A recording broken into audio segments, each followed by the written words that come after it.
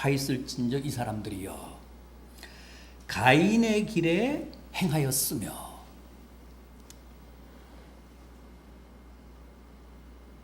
가인의 길을 가는 사람들에게는 화가 있을 것이라는 경고인데,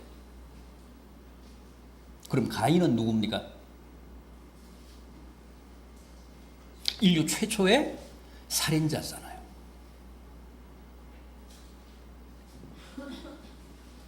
소나기로 유명한 소설가 황순원 씨 작품 가운데 가인의 후예라는 게 있죠. 해방 직후 북한의 공산 정권이 들어서서 토지 개혁을 하자. 하루아침에 지주와 마름의 관계가 전복되면서 숙청과 보복에 피비린내 나는 비극이 벌어집니다. 이북 사람인 황순원 씨가 자기 고향인 평안남도 대동군에서 직접 겪었던, 거기에서 직접 벌어진 최악의 비극적인 상황을 성경에 나오는 이 가인의 얘기에 빗대서 소설로 형상화한 작품입니다. 자, 그렇다면 창세기 4장에 나오는 그 가인의 얘기를 좀 더 구체적으로 생각해 보겠습니다. 아담과 하와가 금단의 열매인 선악과를 따먹고 하나님의 진노를 사서 결국은 낙원인 그 에덴에서 추방을 당합니다. 그리고 나서 두 아들을 낳았는데 그 첫째가 가인이고 둘째가 아벨이었습니다. 두 아들이 장성해서 형인 가인은 농사를 짓는 농부가 되고 동생인 아벨은 들에 나가서 양을 치는 목자가 됩니다. 어느 날 농부인 가인과 목자인 아벨이 각각 하나님께 제사를 드렸습니다. 여기서 문제가 발생합니다. 여기서 사단이 벌어집니다. 하나님이 형이 드린 가인의 제사는 안 받으시고 동생인 아벨이 드린 제사만 접수를 하셨습니다. 흠양을 하셨습니다. 왜 그러셨을까요? 아벨은 양을 잡아서 피의 제사를 드렸기 때문에 하나님이 받으시고, 가인은 곡식으로 제사를 드렸기 때문에 피의 제사가 아니어서 안 받으신 겁니까?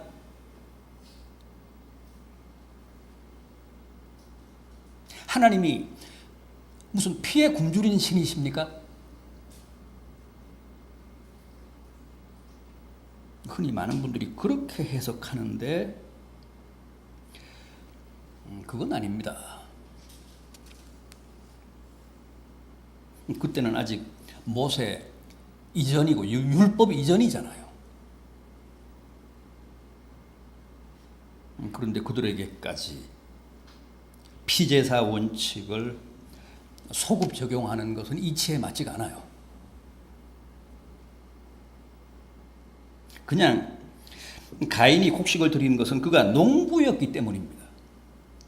아벨이 양을 드리는 것은 그가 양을 치는 목자였기 때문입니다.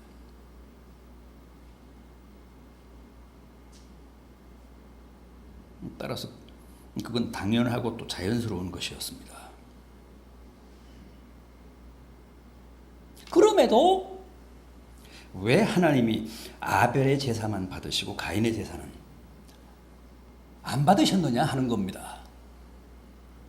신약 히브리서 11장을 보면, 히브리서 11장 4절을 보면 그 점에 대한 중요한 단서가 나옵니다.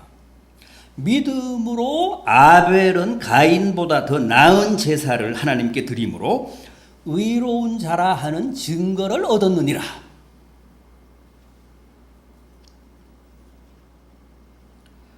피의 제사냐 피의 제사가 아니냐가 아니라 믿음의 제사냐 믿음의 제사가 아니었느냐가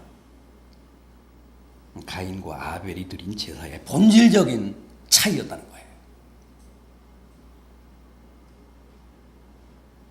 그렇다면 아벨이 드린 그 믿음의 제사란 어떤 제사였을까요?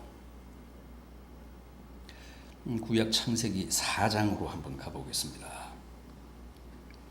구약 창세기 4장 3절 이하.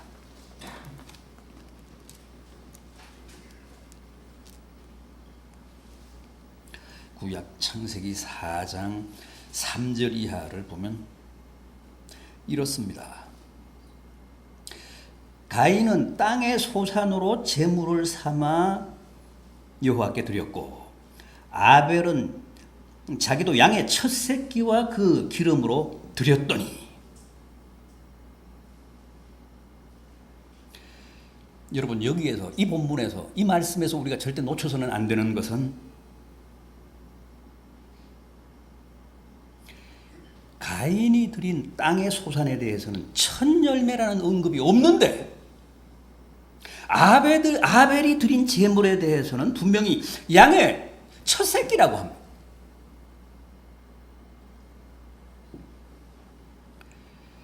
여기서 우리는 당시 가인과 아벨의 그 제사 정신, 또 제사에 임하는 자세, 또 그 두 사람의 믿음을 확인할 수 있습니다.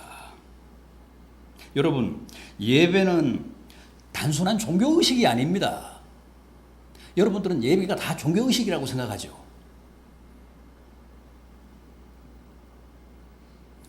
예배는 내 믿음을 구체적으로, 입체적으로, 내 온 몸으로 고백하는 행위입니다. 예배는 내 믿음의 결산입니다. 결론입니다.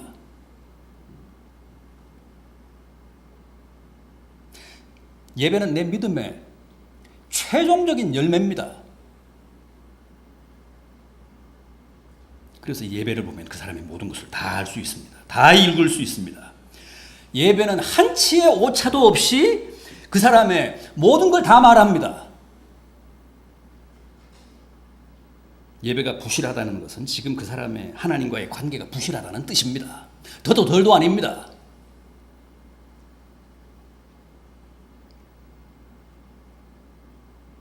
예배에 별로 관심이 없다는 것은 지금 그 사람의 하나님과의 관계가 그만큼 소원하다는 뜻입니다.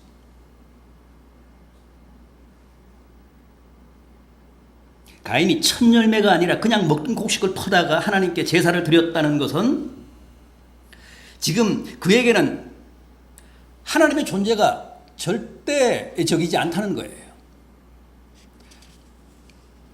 하나님이 자기 인생의 제1순위, 영순위가 아니라는 겁니다. 그런 뜻입니다. 반면에 아벨이 양의 첫 새끼를 드렸다는 것은 곧 자신의 모든 양을 드렸다는 뜻이고, 나아가서는 자기의 모든 소유, 자기 존재 전부를 하나님께 제물로 바쳤다는 뜻이라는 겁니다.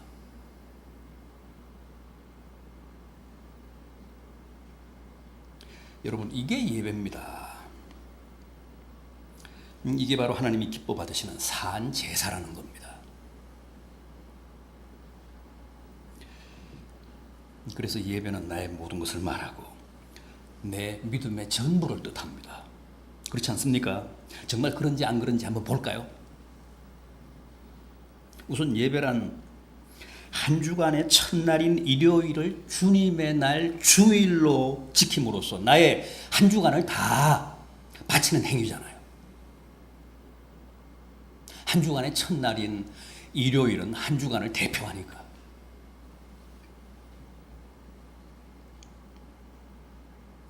또 예배는 여기 아벨이 양의 첫 새끼를 바친 것처럼 내 수입의 첫 열매인 11조를 바침으로써 내 모든 수입을 주님께 바치는 헌상이잖아요. 양의 첫 새끼가 내 모든 양을 대표하듯이 11조는 내 모든 수입, 내 모든 재산을 대표합니다.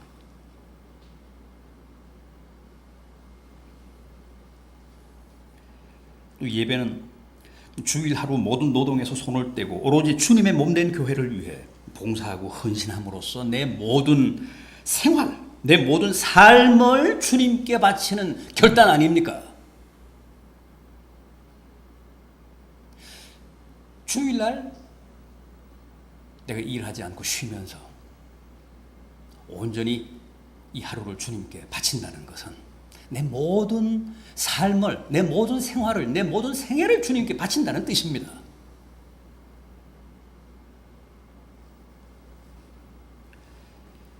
이게 바로 예배입니다.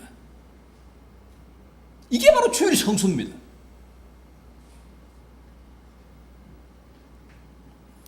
그런데 불행하게도 당시 가인의 예배는 그런 게 아니었다는 겁니다. 그럼 뭐였습니까? 그저 통과 의례였습니다.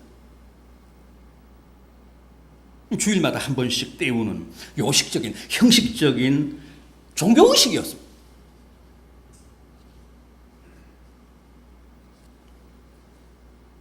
따라서 피의 제물이 아니어서가 아니라 진심 어린 믿음이 없었기 때문에 하나님이 가인의 제사를 안 받으셨다는 거예요.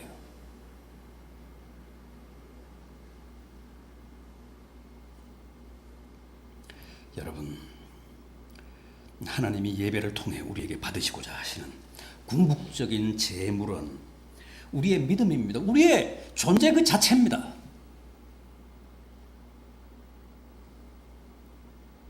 결코 죽은 짐승의 고기나 피가 아닙니다. 하나님은 우리가 바치는 시간과 재물과 형식과 의식을 통해 우리의 믿음과 우리의 삶과 우리의 존재를 받으시기를 원하십니다.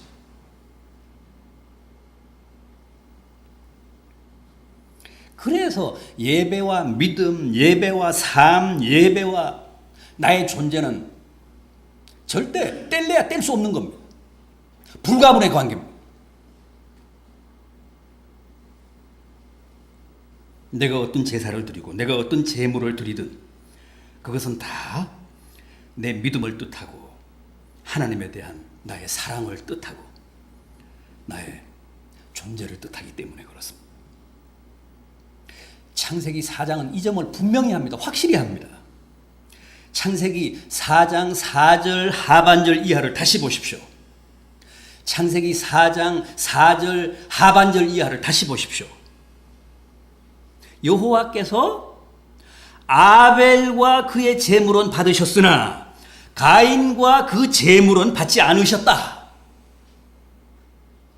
하나님께서 아벨의 제물은 받으셨다가 아닙니다. 아벨과 아벨의 제물은 받으셨답니다. 가인도 마찬가지입니다. 그냥 가인의 제물, 가인의 제사를 안 받으셨다가 아닙니다. 가인과 가인의 제사, 가인의 제물은 안 받으셨다는 거예요.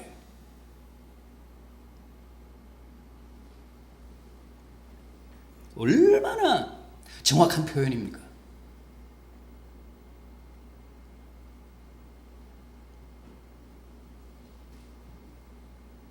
가인의 제물은 결국 가인 자신을 뜻하고 아벨의 제물은 결국 아벨 자신을 의미한다는 거예요.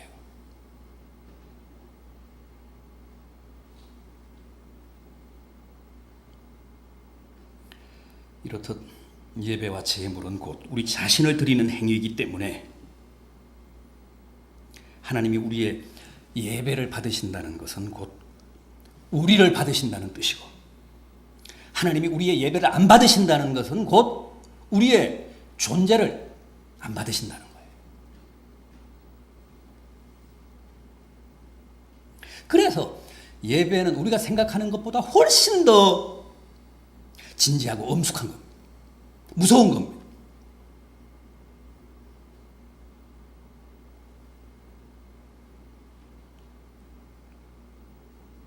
꼭 기억하십시오. 하나님은 우리가 어떤 예배를 드리든 무슨 제물을 드리든 오냐 오냐 하시며 무조건 다 받으시고 연락하시는 게 아닙니다. 믿음의 제사가 아니면 거기에 내 삶이 담기고 내 존재가 담긴 헌상이 아니면 절대 안 받으십니다. 아무리 찬송이 있고 기도가 있고 헌금이 있고 성도들이 차고 넘쳐도 자기 존재를 바치는 예배가 아니면 그건 다 가짜입니다. 하나님과는 무관한 종교의식이고 고통과 의뢰고 종교적인 쇼입니다.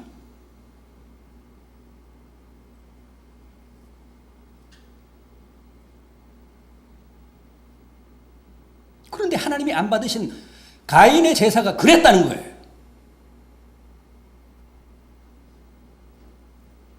따라서 너희는 결코 그런 가인의 길을 가지 말고 믿음의 제사를 드렸던 아벨의 길을 가라는 겁니다.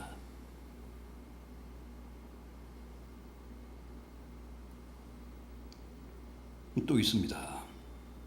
창세기 4장 7절을 보면 이런 말씀이 나옵니다. 네가 선을 행하면 어찌 낯을 들지 못하겠느냐.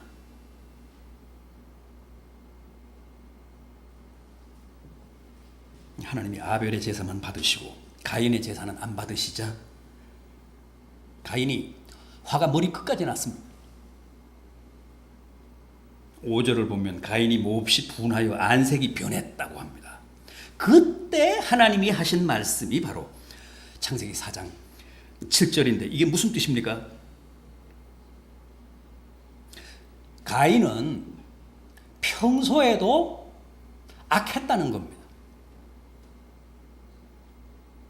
네가 선을 행하면 어찌 낯을 들지 못하겠느냐고 하신 말씀은 네가 늘 선을 행하며 살았던들 어찌 내게 이런 제사를 드리겠느냐 그런 뜻입니다.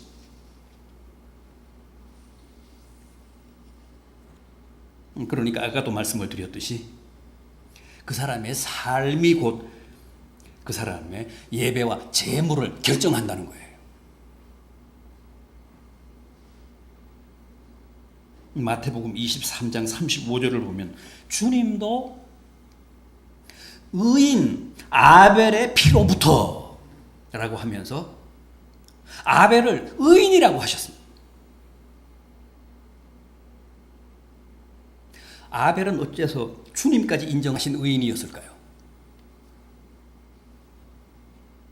양의 첫 새끼로 제물을 드렸기 때문입니까?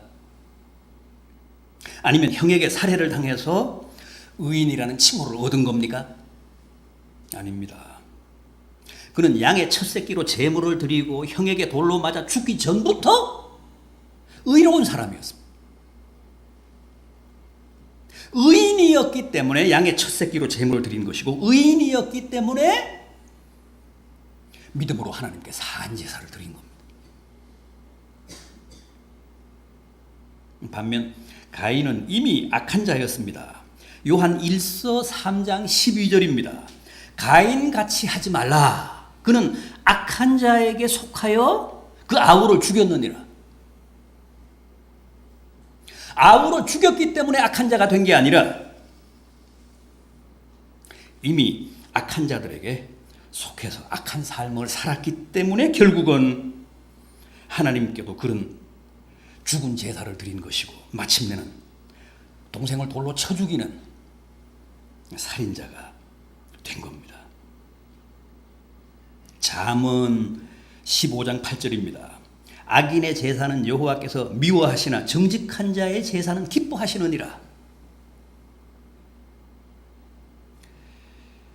결국 아벨의 제사는 믿음의 제사였을 뿐 아니라 정직한 의인의 제사였기 때문에 하나님이 기쁘시게 받으셨고 가인의 제사는 믿음 없이 드린 형식적인 제사였을 뿐만 아니라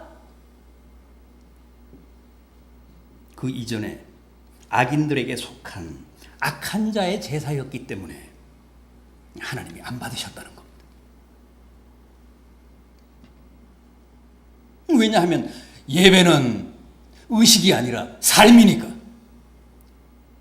그 사람의 존재니까.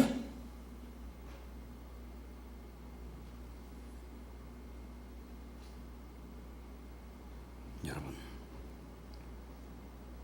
악한 자에게 속하시면, 악한 일에 가담하시면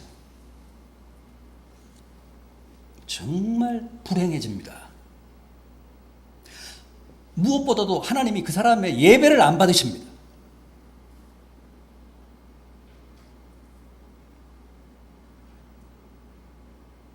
다윗이 그렇게 하나님의 성전을 짓고 싶어 했지만 하나님이 허락하시지 않았잖아요. 왜?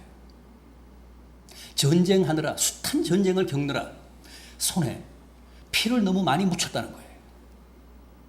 그게 정당한 전쟁이었지만, 나라를 지키고 구하는 일이었지만, 하나님이 분부하신 전쟁이었지만, 니는 안 된다. 그 피 묻은 손으로 성전 짓기에는 적합하지 않다. 네 아들 솔로몬으로 하여금 짓게 할 것이다.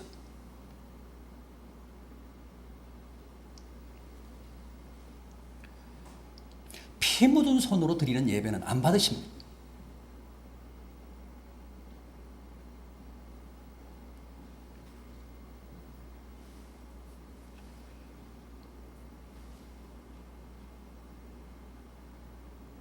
하나님이 예배를 안 받으시면 그 사람은 끝장입니다.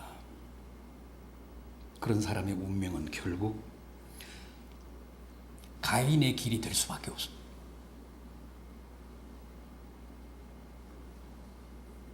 그래서 오늘 본문은 화 있을진저 가인의 길로 행하는 사람들이여 하며, 가인이 드린 영혼 없는 예배, 가인이 걸어간 악한 인생의 길을 경고하고 있는 것.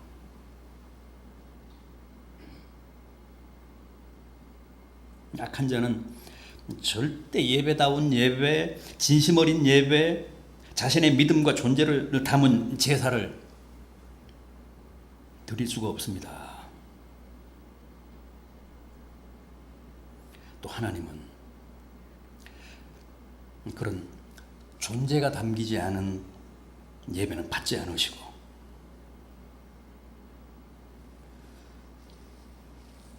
진심 어린 예배가 아니면, 제물이 아니면 절대 연락하시지 않습니다.